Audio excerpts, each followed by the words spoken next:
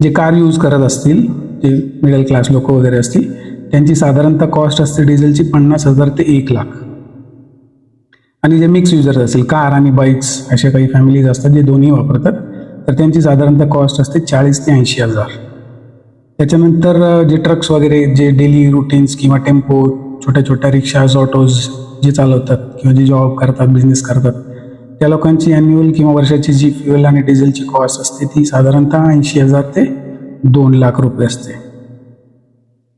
हे थोडेसे एक्झाम्पल्स झाले. तर कुठेतरी असंही सरकारने विचार करायला हवा की जे आपले गव्हर्नमेंटचे आपले एम्प्लॉईज आहेत किंवा जे अधिकारी आहेत, आपले प्रतिनिधी आहेत, त्यांच्या जर या गोष्टींमध्ये जर कपात केली ना, तर मला वाटतं बराचसा आपला खर्च तिथे वाचेल आणि याचाच उपयोग आपण सामान्य लोकांना, शेतकरी लोकांना, मजदूर लोकांना याचा काहीतरी फायदा होईल. आता ही समस्या जी आहे ती फक्त देशापुरतीच मर्यादित राहिलेली नाही आहे, तर ती एक जागतिक आव्हान झालेलं आहे आपल्यासाठी. त्यामुळे आपण सर्वांनी एकत्र येऊन सगळ्या साधनांचा जो आहे विचारपूर्वक वापर केला पाहिजे आणि जबाबदारीने वागून परिस्थितीचा सामना करायला पाहिजे.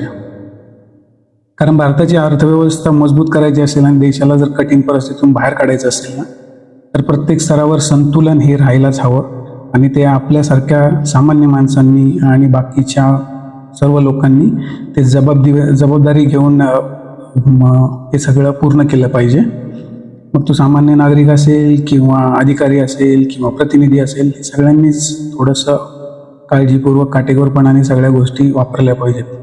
तेव्हा प्रत्येक व्यक्ती आपल्या परीने जर छोटंसं जरी योगदान दिलं, तर तेव्हाच आपण कुठेतरी एक मोठी शक्ती तयार होईल आणि देशाला पुढे नेण्यासाठी आपली मदत होईल.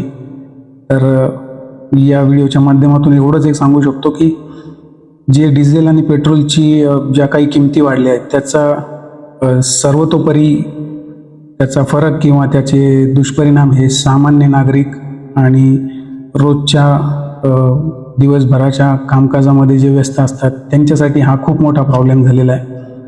तर कुठेतरी सरकारने या गोष्टीचा विचार करून आपले अधिकारी असतील यांच्या वरच्या लेवलपासून जर आपण काही कपात केली तर नक्कीच मला वाटतं याचा कुठेतरी आपल्या देशाच्या अर्थव्यवस्थेला नक्कीच फायदा होईल. तर कसा वाटला हा व्हिडिओ नक्की सांगा. धन्यवाद. जय हिंद.